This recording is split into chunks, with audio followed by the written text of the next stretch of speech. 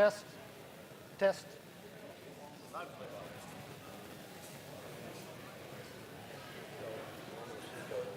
Good afternoon, everyone. Welcome to the Linkert Carburetor Clinic. I'm sure none of you have had any problems with that carburetor, right? A number of topics we're going to talk about today. The first one is going to be the inlet needle. It's probably the number one issue that we have with these carburetors. And what a lot of people don't know is that this needle, when held upside down, needs to have a little bit of a gap there. It cannot touch. When you turn it over, it rests on the bottom, and it does not touch here.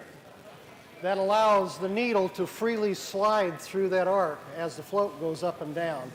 If it doesn't do that, it'll bind, the float will hang up, and you're either going to run too lean or too rich as it overflows. Also, did you have a question? Oh, okay. The inlet needles, this particular one is a rubber tip, Vinton is what they call it. The steel ones in the brass don't seal all that hot. To give you an idea, I'll pull a vacuum on this. It won't hold a vacuum. Now they'll work, but they'll slowly seep. And with the Vinton or the rubber tip,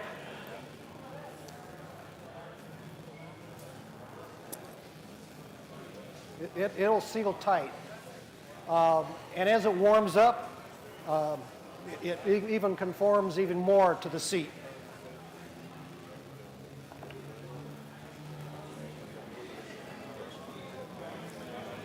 This handout will be, or I have that as a handout.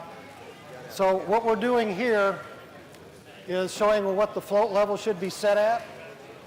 It says a quarter of an, whoops, sorry about that. It says a quarter of an inch, but basically level. And what a lot of people don't know is that float should be offset a 64th of an inch to a 16th of an inch. And I'll explain that here in a little bit, why that is. Anybody had any trouble ever getting a main jet out of a carburetor, out of a Linkert? Take a 832 tap and thread it. Take a screw, the nut and the washer, screw it down in there, hold the screw, start turning the nut, and it'll pull it out. If it still doesn't want to come, take a propane torch and heat the barrel just slightly. Don't go overdoing on that, but that'll let it loose and it'll come out.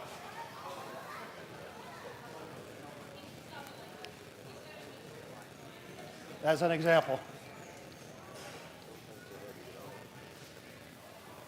All right, the idle circuit.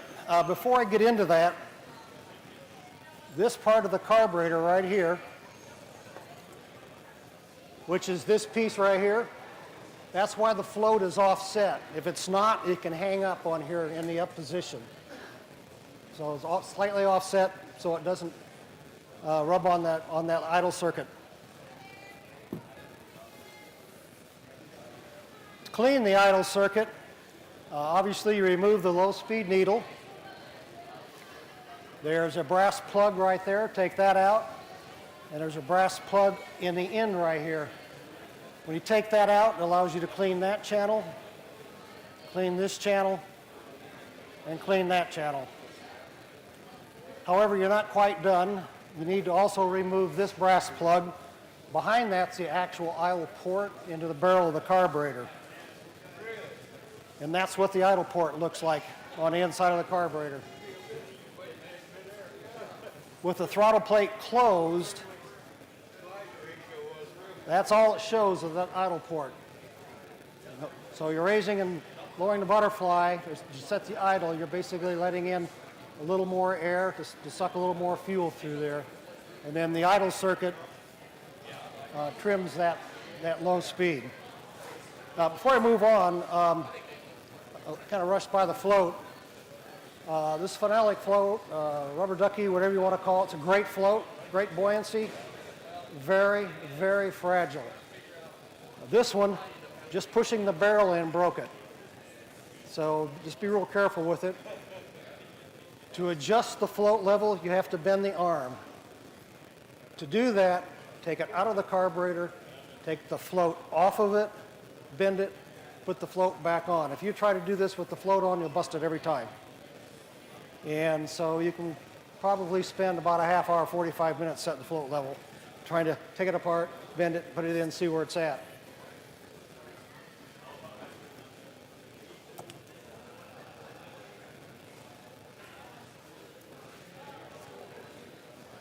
The other thing I want to point out here is this rounded piece right here. This rounded piece right here.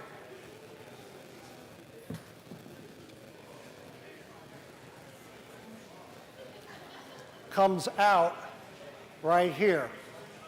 All fuel to the idle circuit passes through the main jet. So as you change the mixture on the main jet, you're slightly changing the idle mixture. So when you're adjusting the top, you need to adjust the bottom, and I'll tell you how to do that in a minute. Float ball crush gaskets, how many people reuse those? Don't do it. Only when I have to. Don't, yeah, only when you have to, don't do it. They're great, they seal wonderful, but they only crush once. And these old bowls, this one I have taken some 400 sandpaper and a sheet of glass and kind of worked it a little bit smooth, but it still has imperfections in it. And that crush gasket will go into those imperfections and seal up. Only crushes once.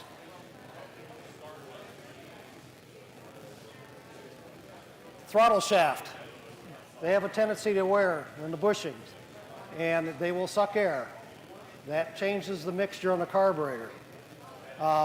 The right way to do it is put a new throttle shaft in it and rebush it. However, you can pull the top lever off here, take a real small O-ring, doggone it, sorry, real small O-ring, put it over the shaft, put your throttle lever back on, kind of snug it down against the O-ring. That will seal it up. Short-term fix, you know, a few months of running or something like that, but it'll get you by.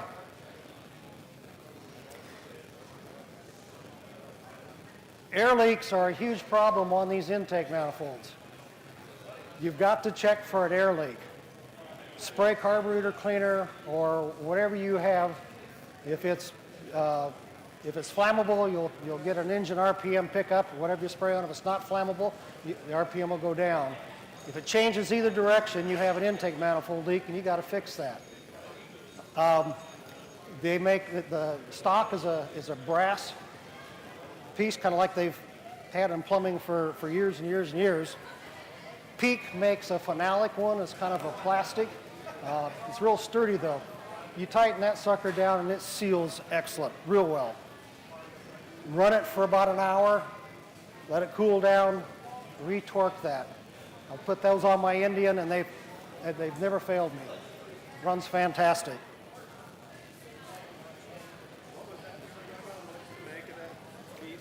It's called a Peak, P-E-E-K. They sell them, they're about $35 or $40 or something. They're some sort of a phenolic plastic or something, but they work really well. Tuning these things. This is a handout too. Long and short on this, when you're putting the carburetor on, start it up, get it to idle, get it to warm up, let it run for 5, 8, 10 minutes, get it warmed up. And then we're going to start working on the low speed adjustment. Back up. When I first put it on the carburetor on the bike, a turn and a half out on the main needle, 2.5 out on the idle circuit. It's a good starting point to start.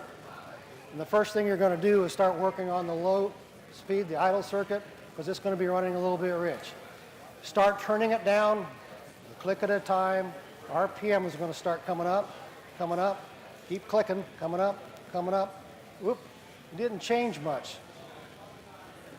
Another click, didn't change at all. Another click or two, it starts decreasing. Go back to that peak and back it off about 3 clicks. 3 clicks from the peak? From the peak, 3 clicks, rich. Rich. Rich from the peak. And then you go to the high-speed circuit. In the high-speed circuit, take the throttle and give it a quick burp, about a half twist. And if you get a stutter, richen it out. If you're not getting a stutter, lean it out. And keep leaning it until you get that stutter. And then you're going to back that one off about 3 to 4 clicks. And if you still get a slight stutter, give it another click. Now, you have to go back to the idle circuit because we changed the mixture of all the fuel going through the high circuit. And so we'll go through the same thing again on the idle circuit, start leaning it a click at a time until the I-pream doesn't come up anymore, and back it off 3 or 4 clicks. And you should be good to go, except for the retard it all the way, set your idle speed screw to an appropriate slow speed. You're done. A lot of information. Questions? Yes, sir. Fixed jet. The rear fixed jet. Or the high-speed fixed jet. You're talking about this one? It's got a fixed jet right here? Yes. So, adjusted. There's not really a lot of adjustment there. There isn't. Okay, yeah, this is a M74B. This was on my pan head. It's got a fixed jet down here, and this adjustment trims this jet. So if this is properly sized at sea level,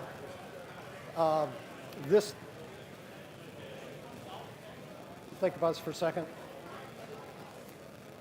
This should be open probably about 3/4 of a turn. That allows you to slightly adjust it as you go up in altitude to lean it down. It's kind of a different adjustment. This is really sensitive with this fixed jet. Not very many carburetors have that. I'm glad I brought this one. Show you. Questions? Okay, I've got some handouts out here. That goes with it, that goes with it, and that goes with it.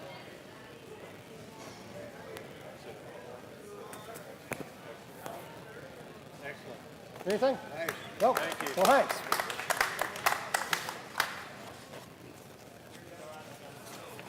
Thank you, sir. You bet. When you're done, I want to know about that peak, that stuff you're putting in on the intake. Thank you. Yeah. There you go. Give me a few of them. Yeah, thank you. There you go. Need one for my daughter, too. Well, there you go. Thank you. So that's what you're going to plan? You bet. Because you're going to have your There you go. carburetor. I need one. Yeah. That is what that carburetor looked like. Actually, it was worse than that. It looked like that. Oh, wow. Well, that bought one. me another body, too, just in case, and I've got one on the bike, so. Cool. Let me, you betcha. Thanks for coming. Thanks for coming to Fandango, everybody. Thank you. Thank you, sir. You bet. Thanks. So the top one is the low speed and the bottom one is your high speed? The low speed on these are on the choke. So when the choke, it lifts this needle, that's the low speed. You see that? It richens it for choke. Gotcha. And this is the high speed. Okay. Very good. And you start with this with 3/4? Yeah, no, at the very beginning, this one 2.5 turns out. Oh, 2.5 turns on that? And this is a 1.5 turns out. Okay. And that's a good That's in starting here, point. right? Yes, right here in the very first paragraph. Super. Thank So you, the sir. low speed's 1.5. To start with, Correct. That's Yeah. a starting point. yeah. The low speed's 2.5. high speed's 1.5. And it's right here in that first paragraph. It's great information. Thank you. I hope so. Fine.